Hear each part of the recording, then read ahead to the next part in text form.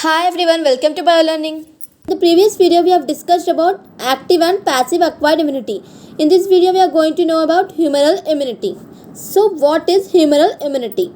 And why it is named as humoral immunity means it is related to body fluids such as lymph, plasma and etc. So here antibodies are released in the fluids of the body, and this humoral immunity, it is mediated by antibodies, and these antibodies are released in the fluids of the body such as lymph, plasma etc. And here it involves the production of antibodies. Humoral immunity, it is also known as antibody mediated immunity. And the next, B cells plays important role because it produces antibodies which binds with the free antigens. So in this humoral immunity, B cells play a very important role because here B cells will produce antibodies, and these antibodies will bind with the free antigens. And then next, the matured B cells will engulf the antigens when they are bind to fragment of antibody on its membrane. So on the membrane of the matured B cells, antibodies are present, and these antibodies will bind to the antigens, and this matured B cells will engulf those antigens which are binded to these antibodies.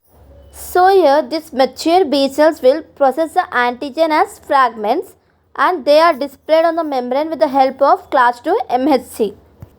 So MHC is the major histocompatibility protein which initiates the immunity.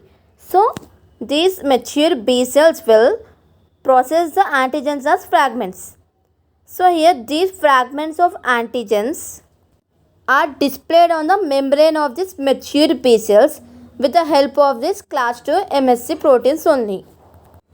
And later they were recognized by T helper cells and also produces interleukins, which in turn activates B cells to produce memory cells and plasma cells. So antigens are recognized by T helper cells, and these T helper cells will produce interleukins and also activates B cells, and B cells will produce memory cells and plasma cells.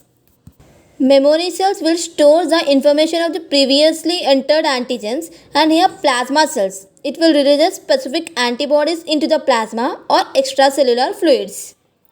And then next, here it is the diagrammatic representation of humoral immunity. So here we can see that on the membrane of this mature B cells, fragments of antibodies are present, and these antibodies are binding free antigens, and here mature B cells will engulf those antigens. And then next, this mature B cell will process the antigens as fragments and display on the membrane with the help of this MHC class II proteins and CD4 markers, which are the cell differentiation markers, and these are the T cell receptor. Later on, these antigens are recognized by these T helper cells, and these T helper cells will produce interleukins and also activates mature B cells to produce memory cells and plasma cells. And later on, these plasma cells will release antibodies into the extracellular fluid or plasma. Whereas memory cells will store the information about the antigens which have already entered into our body, and whenever the same antigen, if again it re-enters into our body, the stored information by these memory cells will be released and shows very rapid reaction and kills the antigens. And then next, the plasma cells further produces antibodies, and they act upon the antigen in a sequence manner. They are opsonizing, immobilizing, neutralizing, cross-linking, agglutination and precipitation. So plasma cells produces antibodies and also act upon antigen in a sequence manner, and those sequence manner are opsonizing, immobilizing, neutralizing, cross-linking, agglutination and precipitation. So now we will discuss about these in a detailed manner. So here the antibodies helps in opsonizing. That means here opsonins are extracellular proteins which will bind to antigens and initiates phagocytosis. So here opsonizing, that means here opsonins are the extracellular proteins which will bind to antigens, and after binding it will initiate phagocytosis, that means destroys the pathogens, and then next immobilizing the bacteria, which means stops the movement of the bacteria or viruses or any pathogens, and then neutralizes the pathogens.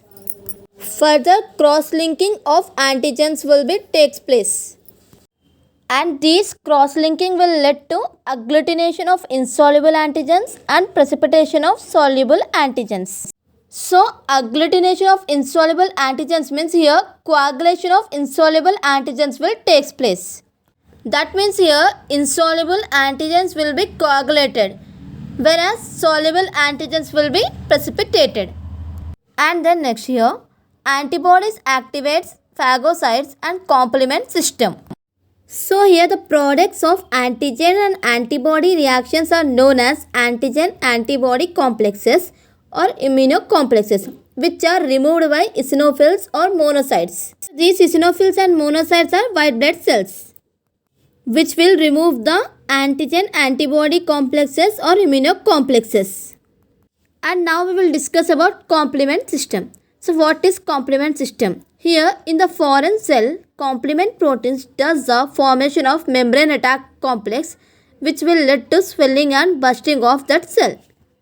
So here the complement proteins will form the membrane attack complexes in the foreign cell, and these membrane attack complexes will lead to swelling of the cell, and finally the cell will be burst. So by this we have done with humoral immunity. In the next video we will know about what is cell mediated immunity. Okay, do like, share and subscribe the channel.